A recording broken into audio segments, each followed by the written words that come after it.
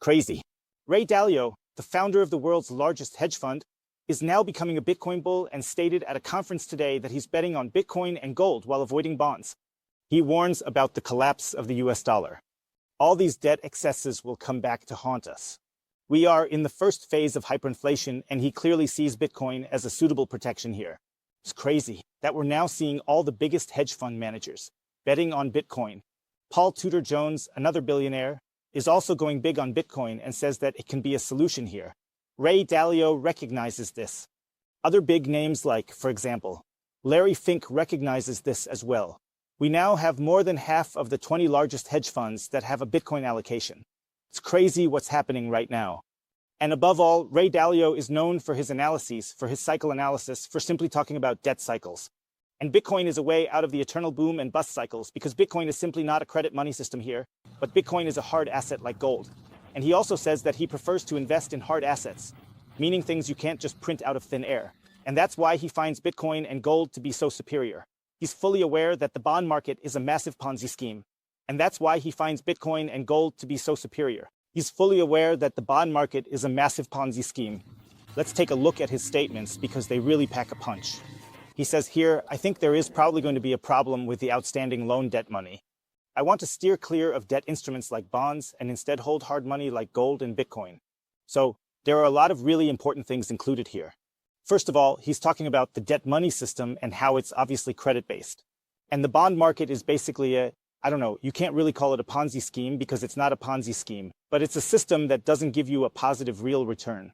That means the entire bond market, or almost the entire bond market, is underwater. That means you're getting a negative real return.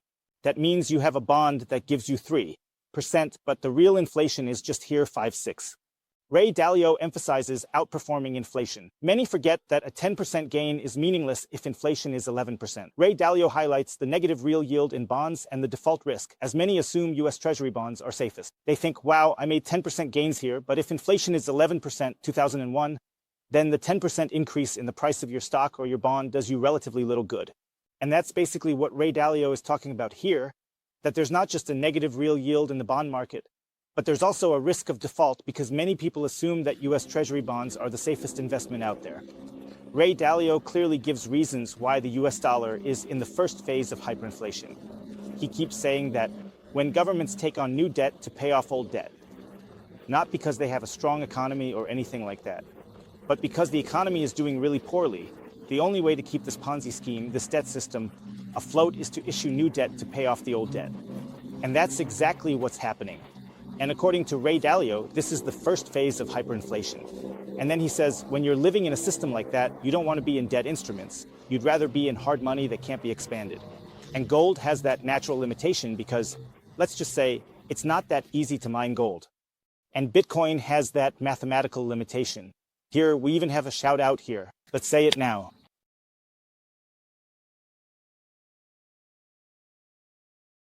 So guys, you heard it. Like and subscribe, feel free to hit that subscribe button and give a thumbs up, so we can really get this channel rolling, because what's happening here is super important. Ray Dalio sums it up by saying that we are facing a collapse. And of course you can now say that he is crazy and so on. But the collapse of the fiat system is ultimately programmed. The only thing no one can tell you is whether this collapse will happen in 2 months, in 3 years, or later, like in 2031.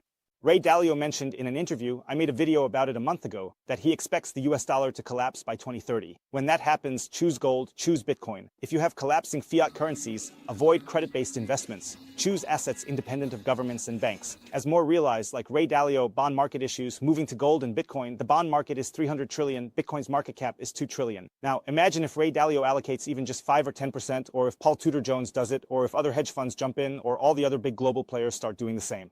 And think about this, as more and more people realize, like Ray Dalio, the bond market isn't working, I need gold, Bitcoin. The bond market is 300 trillion, Bitcoin is 2 trillion. Imagine if Ray Dalio allocates 5 or 10%, or Paul Tudor Jones, or other hedge funds, or big global players do the same. What do you think will happen then? And now, let's say Ray Dalio just allocates 5 or 10%, or Paul Tudor Jones does it, or the other hedge funds jump in, or all the big global players start doing the same. What do you think will happen then? Then Bitcoin will suck up capital from the credit market like a black hole. Of course, they won't suck up all the capital. Not all the money will flow into Bitcoin, but I can definitely see maybe around 10%, something like that. maybe 30 trillion swapping from the bond market into Bitcoin over the next 10 years. And I would say 30 trillion more market capitalization makes a difference. Then we're easily at seven-figure prices. Of course, there are no guarantees and all that, but you can already see the trends. The smart folks are realizing, hey, we need to get out of bonds, we need to get into Bitcoin, we need to get out of bonds, we need to get into gold. And as more and more people understand this, especially with front figures like Ray Dalio, Paul Tudor Jones, and so on, there will definitely be a lot of what I call opportunists who just follow what Ray Dalio is doing. And Ray Dalio is a respected figure in the investment space, and when he says, hey, I'm getting into Bitcoin, that really carries weight. And Ray Dalio is just a respected figure in the investment space, and when he says, hey, I'm getting into Bitcoin, that really carries weight. Ray Dalio also said a long time ago, I guess the biggest risk of Bitcoin is its success, because if it is successful, the government will try to destroy it, and they have a lot of power to be successful with that. And that's basically a statement that's been around for a few months or maybe even years. I'm not entirely sure. But now it seems like things have changed because more and more people are realizing, oh man, the governments can't control it. And that's exactly why you want to get into Bitcoin in a collapse scenario, because Bitcoin is basically the vehicle that can't be controlled. Stock markets can be shut down. They can just be taken offline. Real estate markets can be confiscated, and massive taxes can be imposed on them. Other markets can be easily controlled. The bond market can definitely be controlled, and right now, some big funds are actually being forced to hold US Treasury bonds because no one else is buying them on the open market. Plus, there are central banks stepping in and buying up the government bonds that no one else is buying on the open market. And Bitcoin is the vehicle that Ray Dalio is recognizing as potentially being the salvation in a collapsing scenario, or like Larry Fink says, it can be a flight to quality. Ray Dalio even goes further and says it's impossible for these countries not to experience a debt crisis in the coming years, which will lead to a significant loss of value for money. Larry Fink says it can be a flight to quality. Ray Dalio goes even further and says it's impossible for these countries not to experience a debt crisis in the coming years, which will lead to a significant loss of value for money. I want to stay away from debt assets like bonds and loans and instead own something solid like gold and Bitcoin. So he says all the countries that have their fiat point systems running, like the USA, of course China, Japan, and Europe, that's all going to collapse. The question is, who collapses first?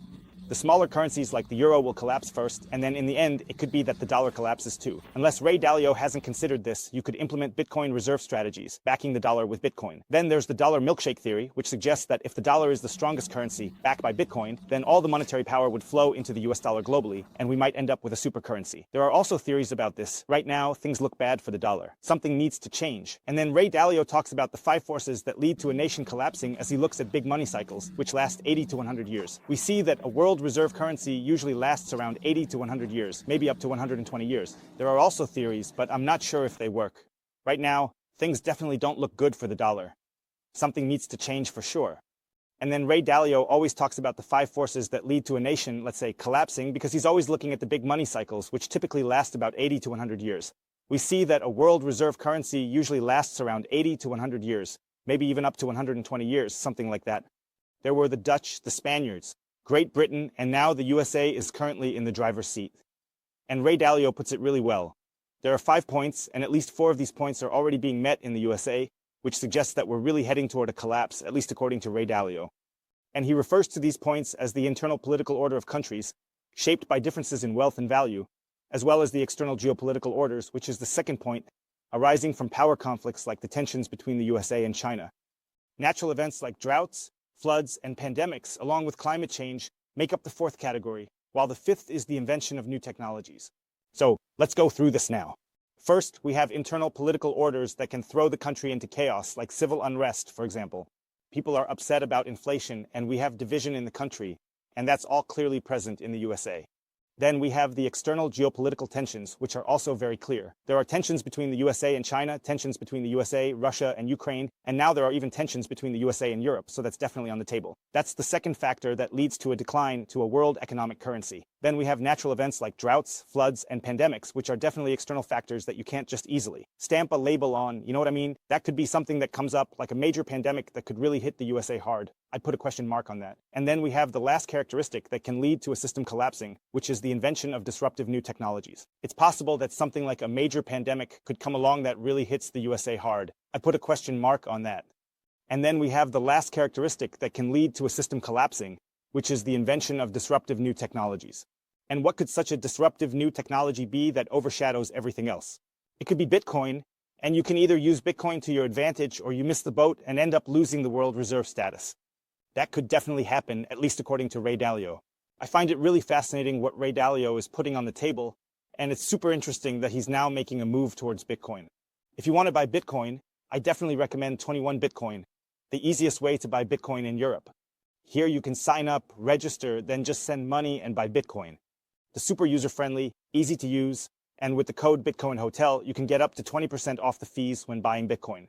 And it's best to combine that with a Trezor hardware wallet, where you can really store your Bitcoin independently of any bank.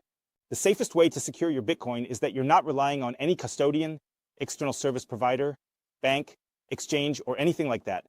Instead, you can hold your Bitcoin in self-custody. And with the code Bitcoin Hotel, you can also get a discount. I'll link you below to Trezor and to Bitcoin. And you can even use the auto transfer feature from 21 Bitcoin to send the purchased Bitcoin or Satoshis directly to your Trezor without ever having to deal with 21 Bitcoin at all. So there's absolutely no third-party risk. In the end, it's completely fail-safe. I'll link you the links below. Let me know what you think about these massive movements. See you, take care, peace out, usend.